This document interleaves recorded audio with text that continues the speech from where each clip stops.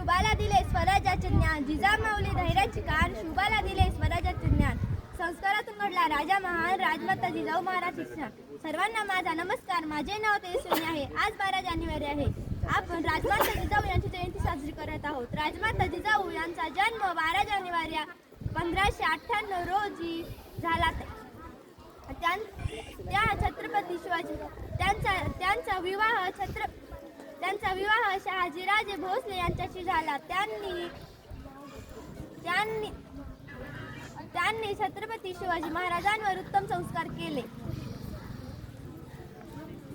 जाधवांची कन्या भोसल्यांची सून, शिवाची माता भाग्य कोणते अजून, शुभाची माता भाग्य कोणते अजून.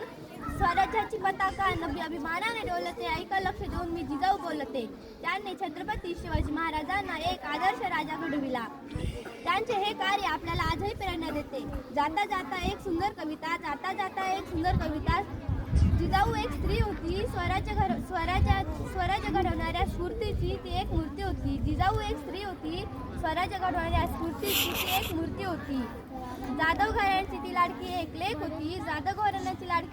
होती. भोसले घराण्याची ती एक आदर्श सून होती. धन्यवाद.